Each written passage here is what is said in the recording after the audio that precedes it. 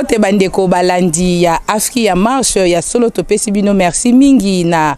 disponibilité na bino bokolandaka biso tango nyonso ba activité ya Afki nde topesi bino lisusu mbote ya solo bandeko na biso wana tomonaki mokolo na le 4 papa Philippe na mboka mokondi Kinshasa ndenge ayaki kotala déroulement ya misala ezoko sala na lutendele kotala ndenge nini équipe na yo akitisaki otobengi papa Ibrahim Godwit azalaki wana pona ko monter ba étalage sika ba soso bakozala pe na ba batterie ya solo nde ba mama na biso to lakaki bino ete tokoya na nkamba Yeluselemi ndenge invitation epesamaki fallait koya kosala entretien na tata mokondi ya bule nde na tina wana na mokolo na le 5 nde tokomi awa na nkamba Yeluselemi nde to sengi na bino banso bolanda ndenge nini entretien ya tata Philippe Soprada eleki awa na nkamba Yeluselemi tozong sebino matondi mingi pe totombeli bino bolandi malamu.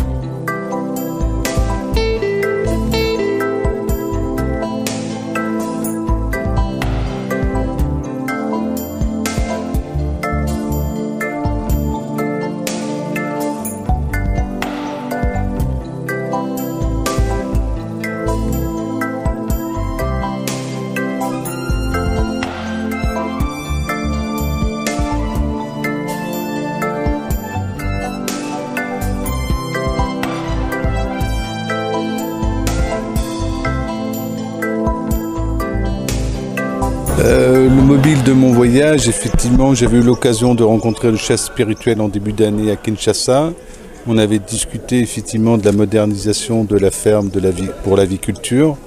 Chose faite aujourd'hui avec l'installation d'un premier bâtiment. Et donc je souhaitais effectivement renouveler un peu le partenariat et venir voir Ikamba, le chef spirituel. Alors quelle était sa réaction? Tout à fait favorable au développement qu'il souhaite mettre en œuvre. Il m'a bien demandé de bien suivre l'application et de faire tout pour mettre en place une formation et un suivi un peu de l'exploitation. Maintenant, à Kinshasa, où vous étiez passé, à l'Otende Lesotho site, oui. Quelles sont les remarques faites et qu'est-ce que vous comptez faire normalement pour que tout soit dans la bonne voie? Ce qu'on compte faire, disons des remarques aujourd'hui, il n'y en a pas spécifiquement puisqu'on est en phase de démarrage, donc c'est l'application de ce qui avait été décidé. Des remarques qui viendront ultérieurement lors de la mise en production. Mais par contre, effectivement, on va donner un cahier des charges précis et qui devra être suivi. Voilà. Si ce cahier des charges est suivi, la production se fera normalement, avec réussite. Donc ça sera un plaisir de vous revoir ici encore en Kamba. Tout à fait. En tout cas, à l'Outentele sur la ferme, et si je suis invité à Nkamba, oui, j'y viendrai volontiers. Merci beaucoup. Merci. L'impression que na kanti uta le 4 na lobi yango ke esengweza ya makasi ya koleka pamba te likambo mpe tozeli yango mwa ntango molai ya kozela mundele koya mundele azali koya te kondima ya bato mpe mingi ekitaki mpo bayebi ete basali misala na bango kasi likambo yango fale tobotela yango mbuma mpo mapamboli ndenge tata molimo santo alobi bazalaki komona yango te ekokita bato bakitaki me lelo likambo yango tobande kozela ekokiselmeli ntango mundela ye nayebi te po bozoyoka kaka bomone sengo oyo tata mokonzi abule alobi mpona bamama na ye malobo oyo alobi ndenge asololi na monsieur Philippe ndenge basololi kitoko monsieur Philippe apesi makanisi na ye kitoko tata mokonzi abule alobi oza yanga yo kokende na nga bamama na nga poto bakosombela nga babateri nyonso etikali kuna continuité ezali monsieur Philippe abimisaki okobimisa te liboso tata mokonzi abule alobi bamama tokosama teko so to landa nzambe kotala mutu te kotala mama tata pasteur te mama pasteur te mama général te mama nani tata kingandi te tala papa Simo Kimbangu kiangani le seul mutu tozo sale les alliés soki lelo ba mama ngana lobi ke ngana osala te parce que na linga mutu wana te na kopesa te muzuzu a zéro te ba mama toujours à zéro parce que les lotos sali kitoko sepeli sinzambe en général azoba ba mama mais ayebi mutu moko na moko oya che na oya chete ndenge moko alobaki ba oyo bakolandanga bo bakopesa nga maboko bazayanga boyo bakolandanga te ndenge batata baloba bazayanga ite siko yo zali parmi batuana tote sukolanda papa Simo Kimbangu est-ce que kolanda masenginia est-ce que kolanda ko sala te pona zo li futite yo nzambe abongisa lo liboso yebi lelo apesi bisusuka bakata ya restaurant ba mama na yebi te tokoma na Kinshasa ndena ngoloba suza na kota kuna po alobi na miso mundele alobi na miso papa Lambert alobi biso tozaki wana ke na pesi bino lisusu restaurant ya munene bo sala bo kotsa biloko ebele tala po sa koloba mena soko ka tellement esengweleki mama journaliste na soko koloba te merci kala na tata mokonzi abule. Mes respects na tata mokonzi abule soki était eloko asali na ibite. Merci na papa Lambert pe pamba te papa lobaki ete ye ayela ye mundele et kokisami merci. Et merci na ba mama nyoso babimisaki mbongo pona ko peta molimo santu maboko et puis bazo continuer parce que alobi continuité ye bango ba mama wana na monsieur Philippe ye pe na monsieur Philippe ba mama mapamboli obozu ya oloba kutin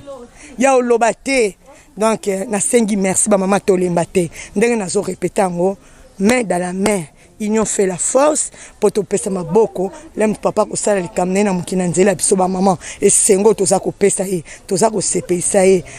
eza nyongwe nzambe pa na biso eza nyongo biso pe toza nyongo epa ya nzambe soki tozosala te soki tozotosa te nde yango wana en tout cas na koloba suna Kinshasa po na bandoloba kaka po nayebi te bo bazongisima mpo na likambo oyo tata nzambe apia bino makasi simoni kimanga apia bino su makasi mpo na nini bokoka susala bokoka komipesa po ete musalo ekende liboso.